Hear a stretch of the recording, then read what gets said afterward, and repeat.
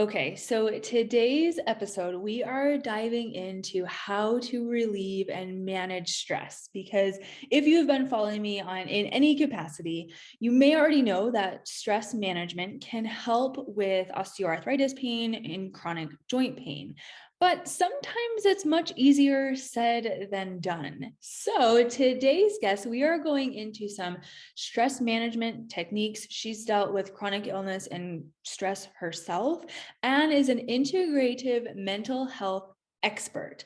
So, without further ado, Erica Cooney, can you please introduce yourself and tell us a little bit about your background and your story? Sure. Thank you. I want to say first, thank you for having me. This is such an important topic, and the audience that you reach is also near and dear to my heart. As you kind of alluded to already, is that I'm also, yes, I may have the alphabet soup after my name. I may have all these certifications, but I think the biggest proponent or the biggest thing I want to get out there is say I'm also a fellow survivor. I'm somebody who's a human being as well and who's gone through her own trials and tribulations and how to live with a chronic illness, how to have deal with medical trauma, and especially when people or the allopathic medicine folks don't always believe us. So I know what that feels like, and I know what that trauma can do. And it doesn't help us at all when we're trying to navigate the pain that we're already in. So I think I'm going to start here. I'm going to tell you a little bit about my story about how I got here, because I was somebody who would have told you that I was great at handling stress before 2014. You wanted me in a stressful situation, right? I was a licensed therapist at this point. I was working in crisis situations mostly at this point as well. And, I am somebody who can take something very chaotic and make it something so smooth and easygoing rather quickly. So you always wanted me there. But Sure. I never really thought about how stress affected me. And so 2014, I'm driving to work. It's a 45-minute commute, and I am thinking about all the ways I'm exhausted and I'm tired, and I don't know if I have the energy to go. The coffee isn't working anymore. I even had shots of espresso, and the coffee's still not working. And I'm like, I don't know what to do. Then I was like, maybe I should call in and just say I'm not feeling well. Then I was like, oh, maybe I can call and say I got into a little fender bender. Be careful of what you say, folks, because shortly after I had that thought, a Mack dump truck merged into my lane and I crashed into it. He never saw me, and I had nowhere to go by the time he merged into my lane. And I am blessed to be here. I had emergency surgery that day to try to save my foot. And then I had a 3-month recovery period and had to learn how to walk all over again because I almost lost my foot. And that was just the beginning of me understanding that I had no clue about stress and how to handle my body, Oh which my is gosh. ironic because I grew up with a lung disease, right? But I have to also point out that I did not get officially diagnosed with my lung disease until I was in my mid 30s. So I Okay. grew up for 32 years without a diagnosis of what I have, which is primary ciliary dyskinesia, just FYI.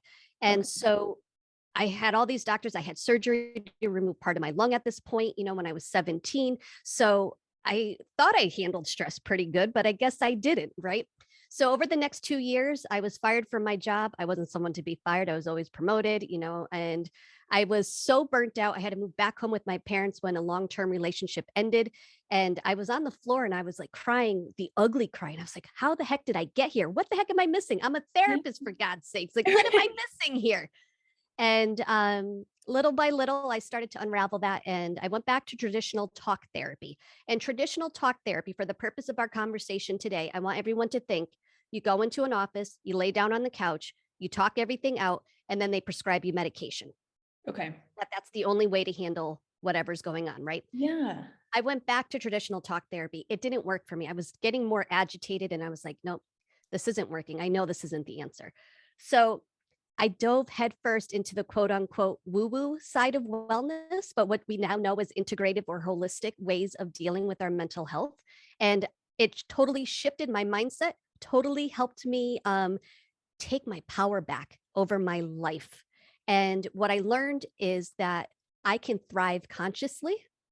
I don't need to be dependent on doctors because, with my lung illness, every time I get sick, they'd be like, nope, you got to go on antibiotics, you got to be on steroids, and you have to stay on that. Right. And so I was tired of being on all this medication. I was way too young, in my opinion, to be so heavily dependent. So learned all about food as medicine, Gut health is important, right?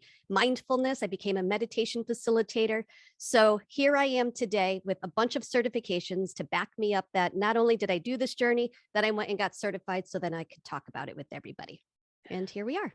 And that is an amazing journey. I mean, I can only imagine everything that you've gone through. And for those that are listening and maybe you've been experiencing pain for a long time, maybe you've experienced something similar in the trauma aspect, that there is hope and there is a way to get onto the other side of this, which is why I wanted to have you on as a guest today. So when we're talking about chronic pain, I'm sure you've dealt with varying degrees of pain and maybe still do. Stress can play a part. And I'm sure through this journey, it was very stressful at times. So when we're talking about stress and pain, what are some ways that you help people approach stressful situations? And maybe what are some strategies that we can start touching on for relief? So if we want to hit that in kind of two parts. I think it does come down to mindset at some points. We have to learn how to reframe things because, when I go back to when I was 17, right, and I had to have the lung surgery, right, and I was thinking, oh my God, my life's over at this That's a point. Like, this huge is what my surgery. life, Yeah. right? And actually, it was senior skip day for me, and so everyone's Oh, out going out having a good time, and I'm like, nope, I'm having a part of my lung removed, oh right? my So goodness. it took me a while as I grew up and matured and evolved to look at myself versus as somebody who is sick versus I am a healthy person who tends to get sick.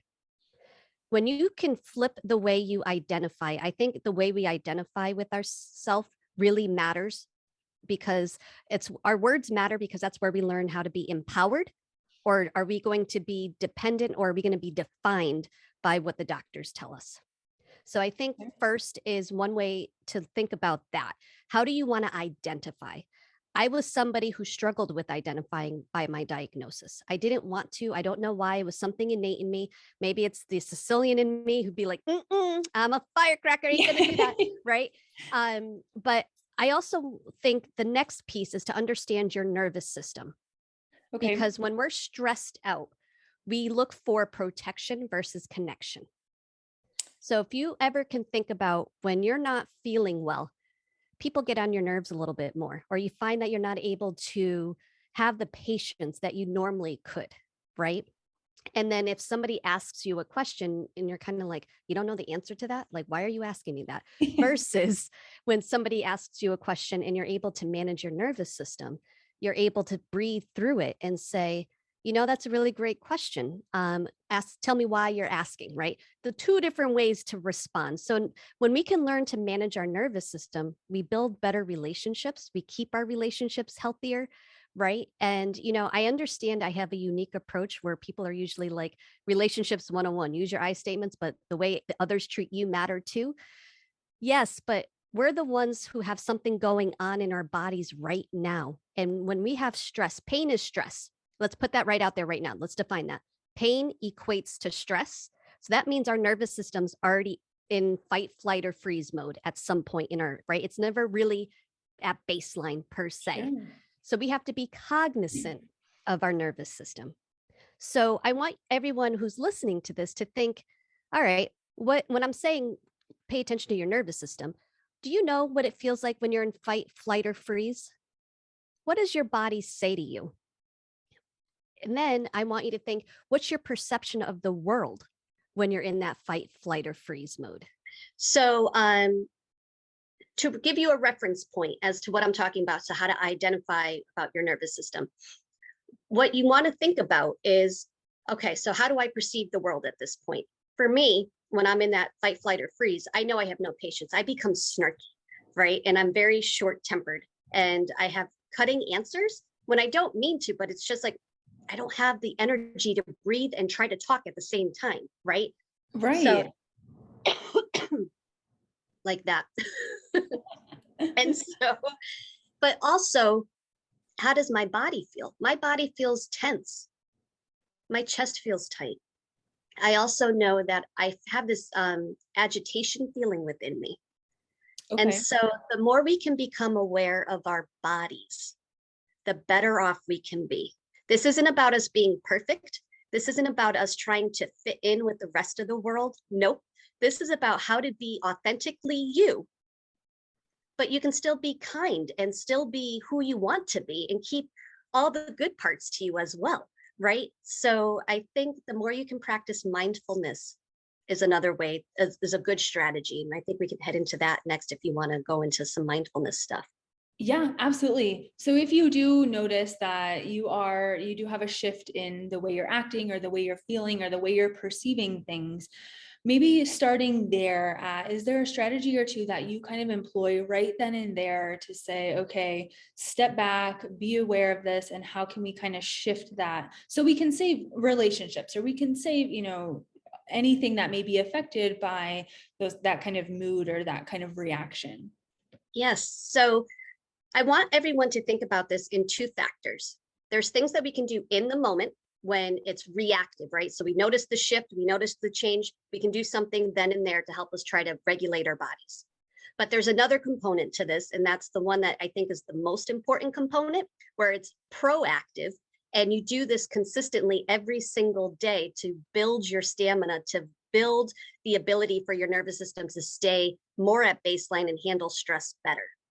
Okay, interesting.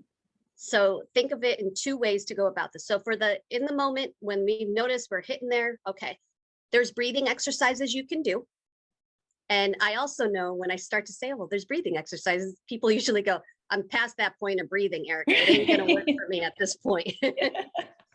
So if breathing is not your thing, because there's box breathing out there, right? Where you inhale for 3 counts, hold for 3 counts, exhale out for 3 counts, hold for 3 counts. Okay. So it would be inhale for 3, hold for 3, exhale out for 3, and then hold for 3. And what's really great with that technique is if you can literally trace your eyes as in the shape of a box, because that visual plus the actual breathing helps calm your nervous system down so that it gets out of fight or flight.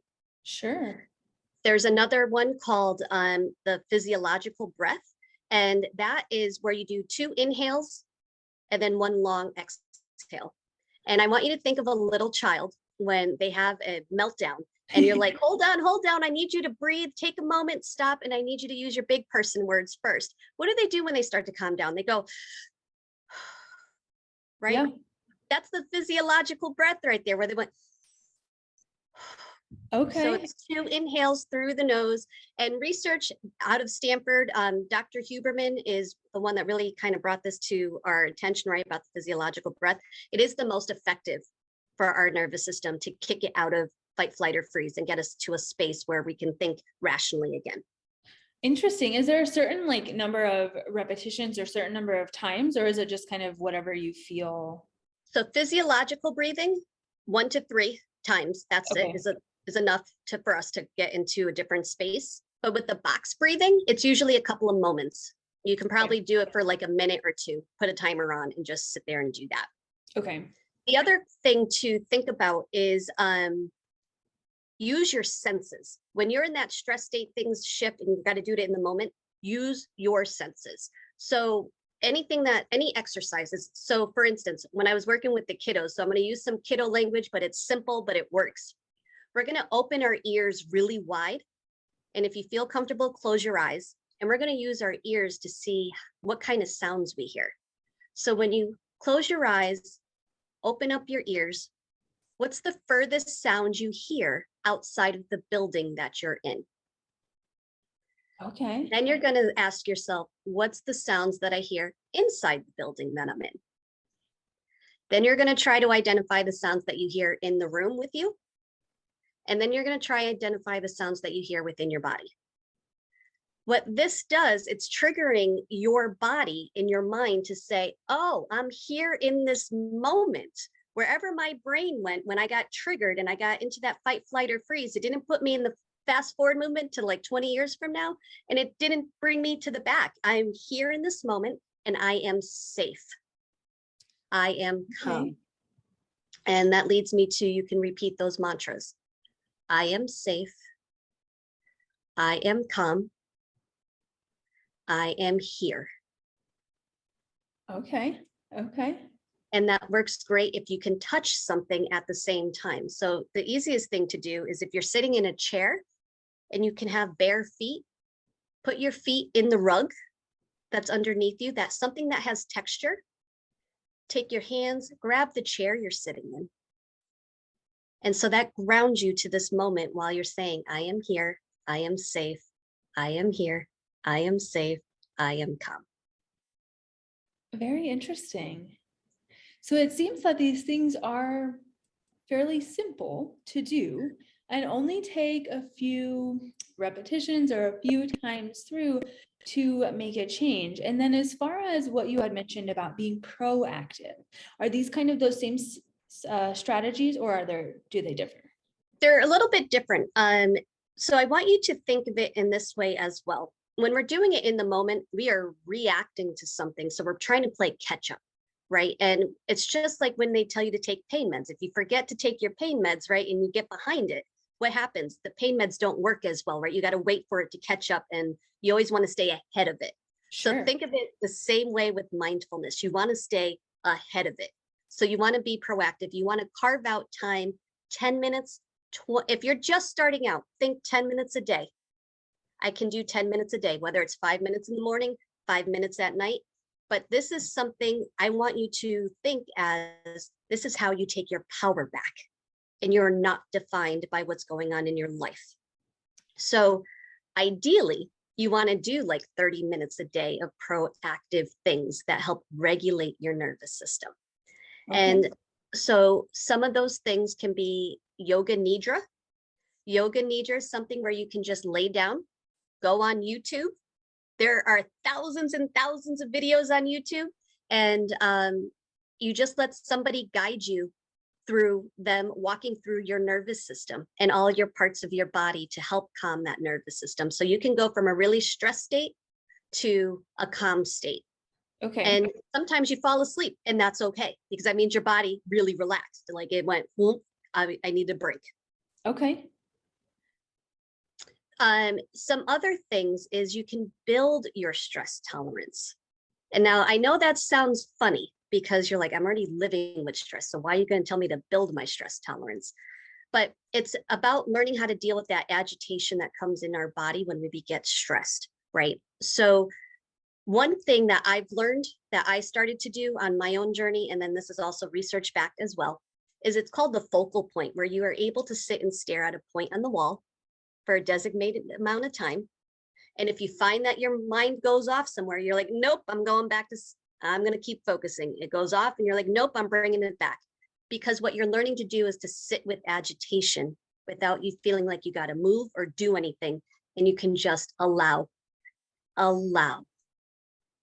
Okay. So kind of reducing the impulse to, snap back, or reduce the impulse to kind of react in a negative way. And it's also, I think, if we take it away for how we interact outside, but think about ourselves for a moment. When we're in stress modes and when we're in pain, what does our brain do?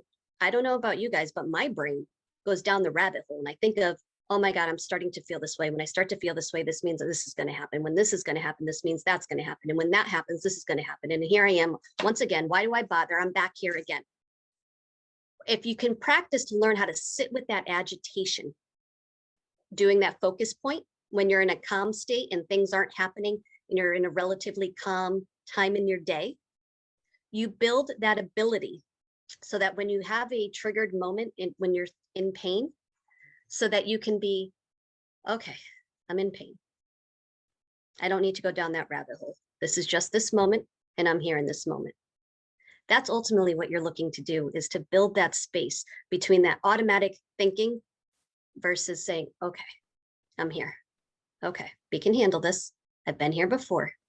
I know what I need to do, and I can keep doing this. This is just a moment. This isn't the rest of my day. This isn't the rest of my week. This is just a moment.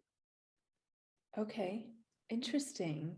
And it seems like these things could be just added to, say, before you're getting up in the morning, or maybe when you're going to sleep, especially more of those kind of relaxation type things to help, because I know that, especially with osteoarthritis, You may experience chronic or higher levels of joint pain in the morning before you wake up, or at the end of the day after you've been on your feet for a long time or doing activity. So these could also be part of a pain management strategy, because doing and employing some of these things, do you notice either personally or with other people that pain levels also decrease at all? They do in time. They Okay. do in time. It really does happen, right? Because when your body's in that stress state, think about it. Like when you're in pain and you're in a stress state and somebody touches you, all they gotta do is just It touch you, doesn't feel right? great. No, you're like, right? Like it just goes, you just come out, right? The claws come out and you're like, don't touch me. You're in my space bubble. Get away from me, right? Yes. Versus, when you practice these things and you practice the proactive exercises that we just talked about, when somebody goes to touch you, the immediate response over time won't be, it will be, that didn't feel that great. Please don't do that. And it won't hurt you either as much. Okay. And I mean, it It's makes odd. sense. Mhm. You're just kind of decreasing that kind of heightened Yes. state or heightened sense of touch. And um, Yes. I And I know. just want to make sure that everybody knows that I understand that everyone's different. Like if you're listening to me, I'm not saying this is a cookie cutter thing for every single person. What I'm hoping by speaking about these techniques is that it gives you ideas that you can start to try, start to explore more, do more research, take a deeper dive, because there are so many things out there. I mean, we can go into the gut health piece about the food we eat, and what allopathic medicine tells us to eat, you know, like for instance, with my disease, I was told to eat all these unhealthy things, but they needed me to keep weight on, right? So that when I got sick, I would have that weight to fall back on, and I wouldn't get so skinny. Sure. But that doesn't help us because of what, like those protein shakes, like Ensure, those aren't healthy for us. From a protein side, yeah, it puts the calories on for you. But if you can find ways to have anti-inflammatory diets, I can't stress that enough. Like that also tie into what this mindfulness stuff is, helps lower our stress too. Because an unhealthy gut means you're higher anxiety, higher depression factors, and ADHD factors. So Sure. And what are maybe three foods either that you recommend to somebody, as far as kind of including more of, if there's anything in particular that, whether it's like fruits and vegetables or whole foods, whatever it is, are there kind of three foods that you kind of focus more on including in your nutrition? definitely those omega-3s. So I mean, I'm always a fish person. I'm always saying go for your salmon, right? Go for swordfish or something. I'm also a veggie person. I happen to live right next to a humongous farmers market. Actually, I think it's the Oh, largest in our country. And that is awesome. it's like I'm in a candy store every time I walk there because I'm Yes. like, oh my God. You can't go wrong with your broccoli. You can't go wrong with your lettuces, right? You can't go wrong with anything really at a farmer's market. But I think for me, what I learned was it's more about what I was not eating that helped me the most, like taking Okay. things away, right? So that processed food, getting rid of anything that was processed. So if it had 3 or 4 ingredients, it was good. But anything more than that on the package, I got rid of. Like I wasn't doing any more processed foods. Um, the other thing that I really think, the sugar needed to go for me.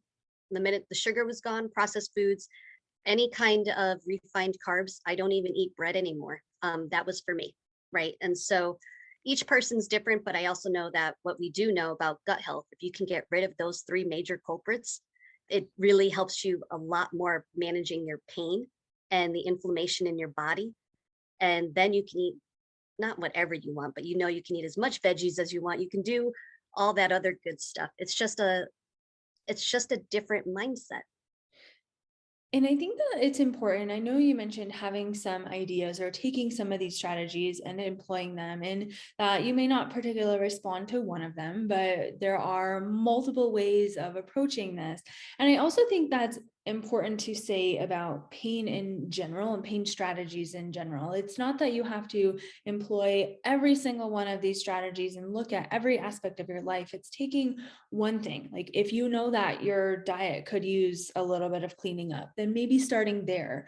Or if you know that, everything gets under your skin and, maybe relationships are struggling a little bit, or maybe we focus then on the mindfulness part. So that's the whole goal of this podcast in general. And bringing on experts like Erica is just to bring awareness to some of these things. So you have options, because I find a lot of people feel like there aren't really any options to find relief from chronic pain, but there are so many different ways to approach this. And I know it can be overwhelming at times, but again, it's kind of looking at where you're struggling the most and then starting from there. And I do just want to touch very briefly on relationships. And because I meet a lot of people who feel like their relationships are struggling, and part of it could be the kind of mood swings that we were talking about, of that snapping or just not feeling like being very nice. And so I want to just maybe touch on like one or two strategies of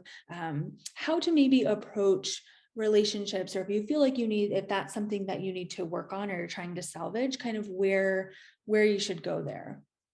Absolutely. So I also need to say that I'm a licensed marriage and family therapist by I trade. did see that, which is why.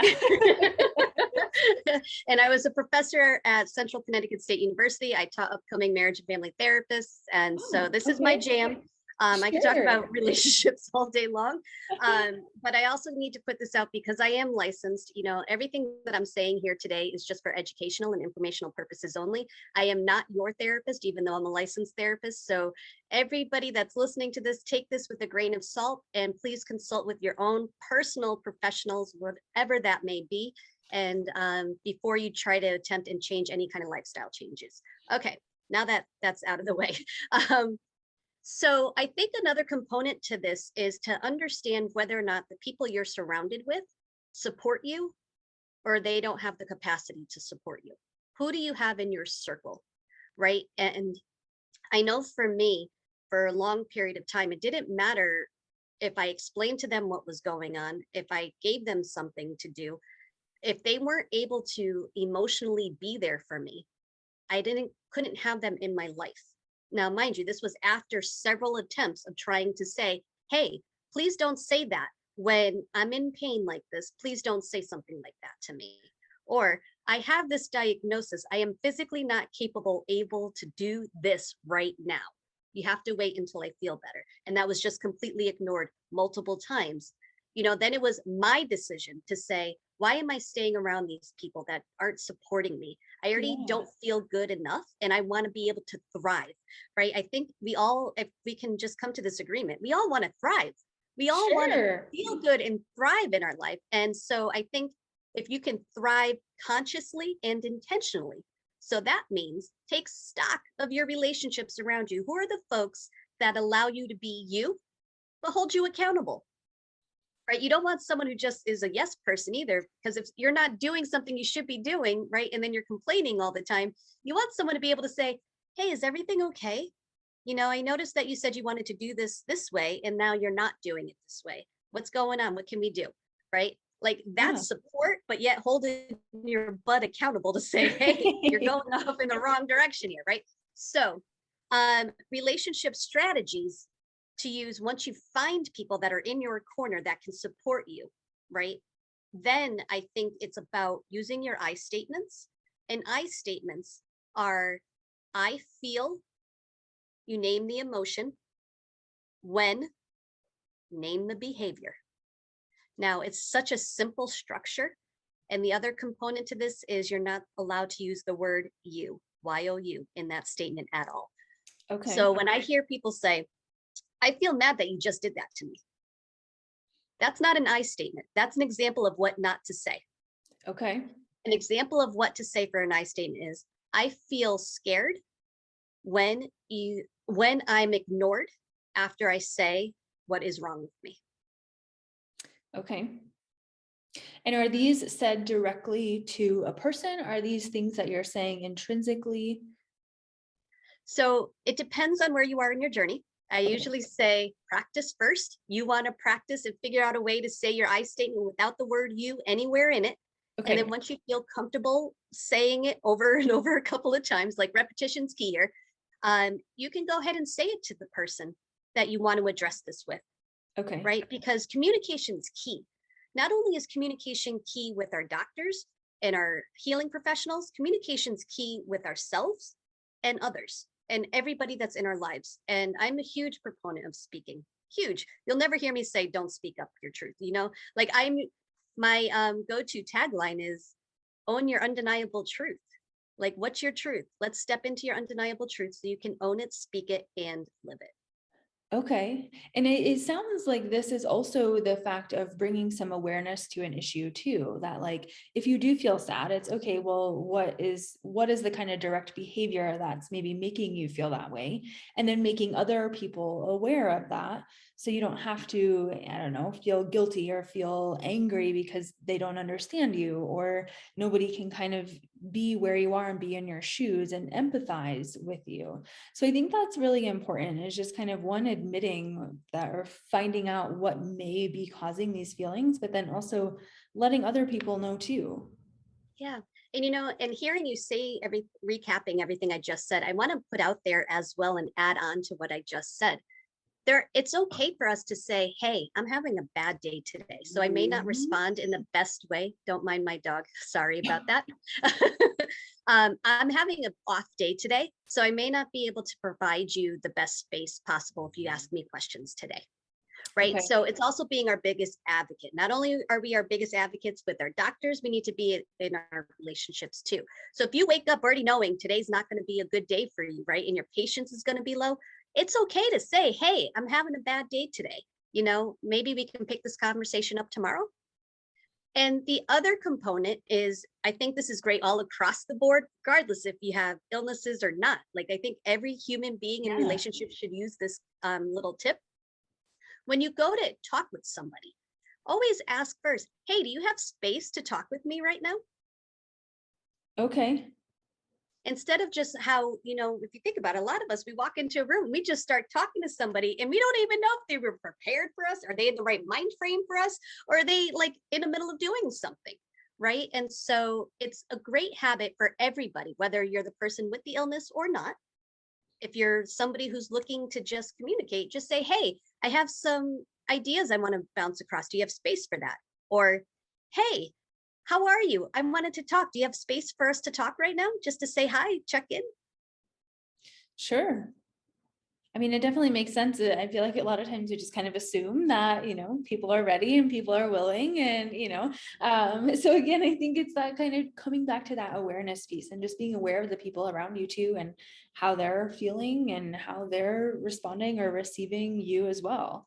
Mhm. So it sounds like it definitely goes both ways, which is not necessarily a new thing, but it's just that awareness piece of just being aware of your feelings, maybe asking about other people's feelings so you can also become aware of that. And so I think that this was really, really valuable, to the point of being able to deal with your own stress and be able to recognize your own stress, but also look at it through the lens of the relationships you're having, looking at your circle, seeing if those people are facilitating your healing, or if they're making you take a step back or facilitating these kind of negative emotions. And I think that that is so important, especially when it comes to chronic pain and going down this journey. So if there was kind of one thing you wanted to wrap up for somebody listening who's been maybe dealing with joint pain for a while, what is kind of one parting piece of wisdom? Don't settle. Little by little, step by step. You are heading in the right direction. Trust that you're heading in the right direction. It's a moment in time. Focus on your moments. Don't get caught up in the longevity of everything. If you stay in the moment and it's little by little, step by step, and you'll get there. And I think that was a great way to wrap this up, because just because you're in pain doesn't mean you have to settle for a life that you don't love or settle for these things that aren't helping you thrive. And so I think that that's super important. And as far as if people want to find out more about you, I know you're in the middle of a rebrand, but where can people find out more about you? Sure. I have a website. It's ericacooney.com. Okay, I'll And you put can that down follow me below. on all social media at ericacooney.com. I'm biggest on Instagram and LinkedIn, but you can find me on Facebook and Twitter as well. Awesome. I will go ahead and put those links down below. And I just want to say thank you so much. And I hope that whoever is listening found this very, very helpful and found some different ways to approach stress. Thank you so much. Thank you for having me.